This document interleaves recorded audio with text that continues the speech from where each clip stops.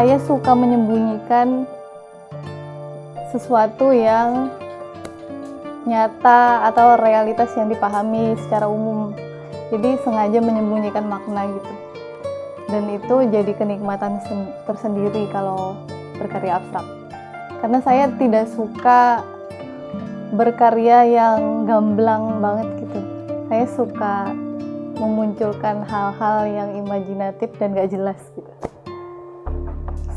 Dalam berkarya itu saya awalnya ingin memvisualisasikan bentuk luka lewat bekas luka dengan berbagai teknik yang saya lakukan.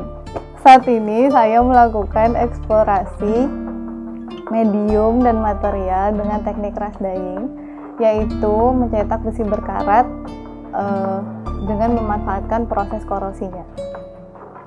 Teknik ini kupadu-padankan dengan berbagai teknik lain yang sudah kukuasai sebelumnya. Namun setelah di prosesnya itu malah semakin dalam, justru merefleksikan bahwa ada kekuatan dan kerapuhan yang saling tarik-menarik. Nah, dari sana, dari kerapuhan dan kekuatan itu berpotensi menghasilkan kekuatan yang baik, juga berpotensi menghasilkan kerusakan dalam berbagai bentuk.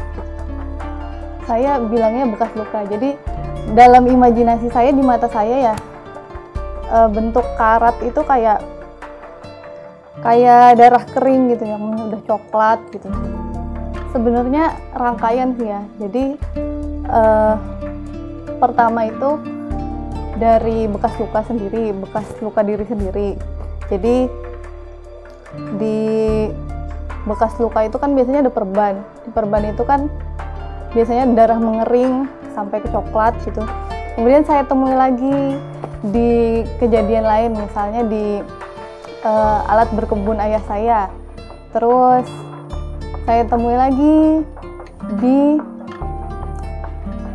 bencana banjir Kalsel tahun lalu.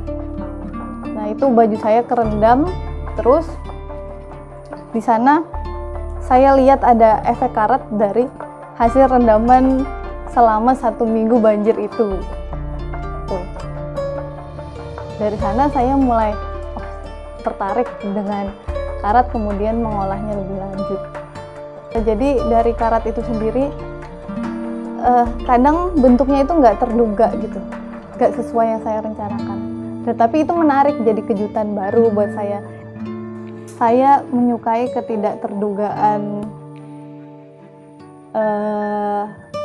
hasil dari cetakan saya gitu.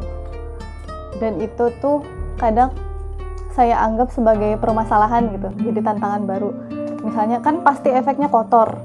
Gimana kotor itu biar menarik? Kotor, rapuh itu nggak cuma kelemahan gitu.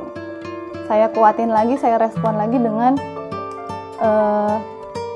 respon saya ke hasil cetakan saya itu. Jadi saya juga nggak terlalu bergantung dengan karatnya, tapi saya punya respon tersendiri juga dari yang dihasilkan oleh alam gitu. Selain itu, saya juga percaya bahwa konsep Sigmund Freud yang represi dan supresi itu terkadang bukan solusi. Justru itu lama-kelamaan malah merusak kita dari dalam. Dan itu juga saya ungkapkan dalam karya saya, kayak kerapuhan karat itu. Kemungkinan saya akan konsisten dengan tema-tema ini sih. Selain itu, bawaan karena saya perempuan itu juga kadang menjadi bagian dari tema. Kayak misalnya dunia patriarki, pasti ada bagian yang ingin saya kritiki tapi halus di dalam karya-karya. Menurut saya dalam berkarya itu ya penting untuk menyampaikan gagasan sesuatu, tapi juga penting untuk menyembunyikan sesuatu sehingga karya itu tetap menarik. Referensi karya-karya saya ada Aisha Christine, terus John Michel, terus Ansem Kiefer. Kalau Aisha Christine itu Saya suka gaya dia ekspresif tapi imajinatifnya. Kalau John Michel itu saya suka keliarannya, jadi saya terpacu untuk liar juga gitu. Kalau Ansel Kiefer juga yang saya suka itu dia berani untuk mencoba berbagai medium tanpa peduli